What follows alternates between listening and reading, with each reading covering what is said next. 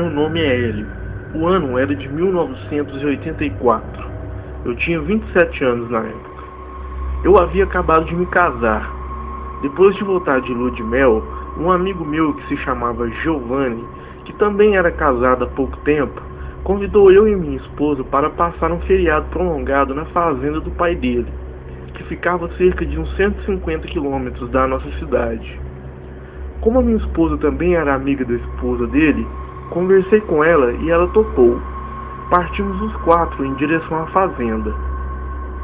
Chegamos na fazenda no final da tardinha de sábado. Eu notei um detalhe. A área onde ficava a casa era toda cercada por um cercado de madeira como em currais. Porém, era um cercado muito mais alto que a altura usada em currais. Eu achei aquilo estranho, pois a área da casa era muito grande, e geralmente nesses casos é usado cerca de arame farpado e cercado baixinho. Eu achei estranho, mas deixei pra lá. Pensei que fosse por questão de estética ou alguma coisa assim que o pai do Giovanni tinha colocado. Chegamos na casa. Quando chegamos, estava lá o pai dele deitado na rede na varanda da casa. E em seguida chegou a mãe do Giovanni e mais uma empregada que sempre fica na casa. Todos eles foram muito hospitaleiros. A casa era muito grande e tinha quartos com cama de casal suficiente para todos.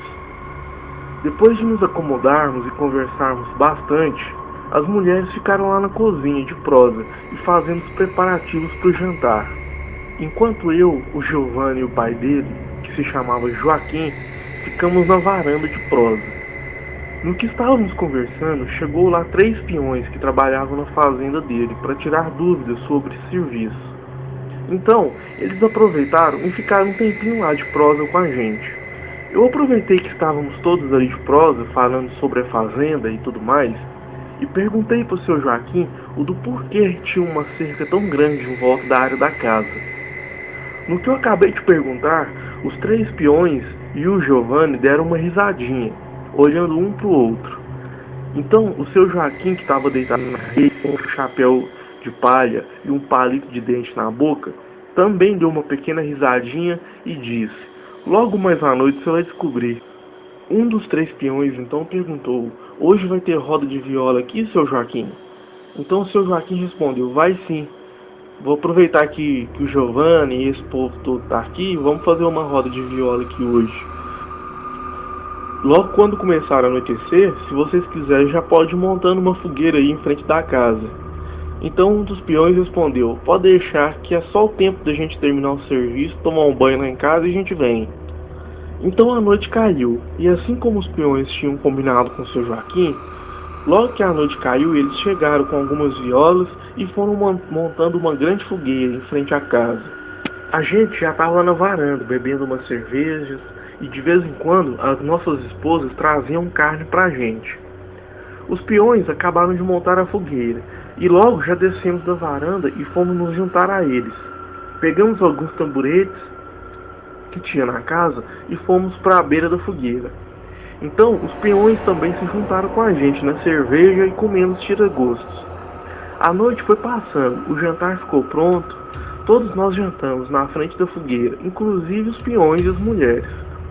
Depois do jantar, continuamos lá bebendo nossas cervejas e os peões tocando as modas de violas, cada uma mais bonita que a outra.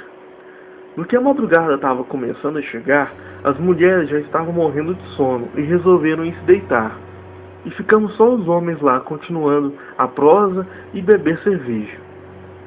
Eu já estava muito bêbado nessa hora, que já devia ser em torno de meia-noite, meia-noite e meia. Foi quando os peões também começaram a se cansar e pararam com a cantoria, e ficamos lá só conversando e bebendo mesmo, em um silêncio gostoso com aquela fogueira. Então, em certo momento, um dos peões se levantou e olhou em direção à estrada, na saída da fazenda, e falou: "Tá quase na hora, né, seu Joaquim?" Do amigo aí descobriu o porquê que a fazenda é cercada com cerca alta, e dando uma pequena risadinha. Então o seu Joaquim também deu uma olhada em direção à estrada e disse: ela deve estar quase chegando por aí."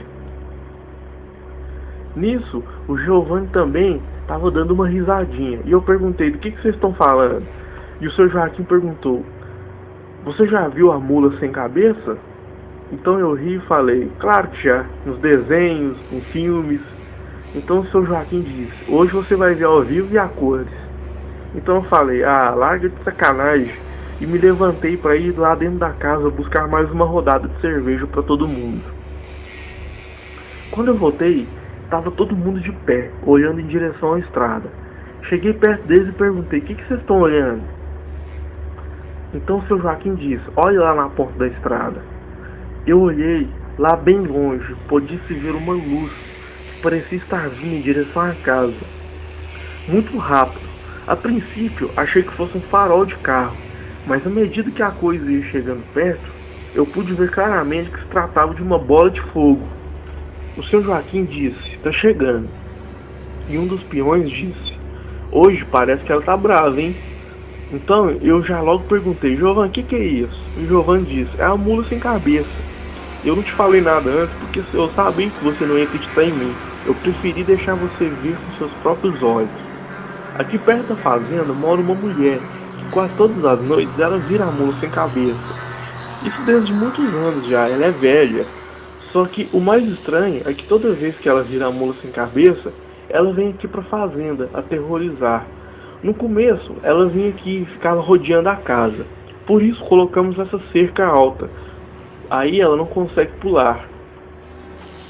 Nisso eu só fiquei caladinho, vendo aquela coisa se aproximando mais e mais. Foi quando a coisa chegou na cerca. Como era de noite e a cerca ficava longe, não dava pra ver direito. A única coisa que dava pra ver era a bola de fogo. Então um dos peões disse: escuta, ó. Então do nada a coisa deu uma empinada e eu só vi a bola de fogo dar uma subida. E ela relinchava muito alto, parecendo estar desesperada para invadir a sede da fazenda. Os relinchos estavam tão altos que até as mulheres chegaram lá fora para ver do que se tratava. Minha esposa veio e se escorou nas minhas costas, perguntando o que era aquilo. O Giovanni respondeu: é a mula sem cabeça. Então a esposa do Giovanni, bem calmo, disse: eu já tinha visto aqui outras vezes que vim aqui. A esposa do seu Joaquim lá na porta da casa falando com a gente: essa mula não tem base não, toda noite é isso aí. Ela tá muito sem vergonha. Apesar do seu Joaquim, dos peões, do Giovanni e da mulher dele estarem ali como se fosse uma coisa normal, eu e minha esposa só conseguimos ficar ali parados olhando para aquela coisa, sem acreditar no que os nossos olhos estavam nos mostrando. A mula continuava a empinar e relinchar muito alto. Às vezes galopava de um lado para o outro, parecia estar tentando achar uma forma de pular o cercado. Por fim, a criatura cansou e saiu galopando a um rumo desconhecido. Na manhã seguinte, de domingo, depois de tomar café, fomos para a varanda conversar, e o seu Joaquim lá deitado na rede. Eu perguntei: seu Joaquim, o que foi aquilo ontem à noite? E ele, com a maior calma do mundo, disse: é normal por aqui, tem anos já que essa mula aparece aqui quase todas as noites. O problema era quando não tinha o cercado, e ela conseguia chegar aqui na casa. A gente tinha que ficar em casa, todo mundo trancado. Mas agora não tem problema. Eu ficava abismado como ele falava aquilo com toda a calma do mundo, como se fosse algo normal. Mas para mim foi uma das experiências mais assustadoras que eu já vivi na minha vida. Boa noite.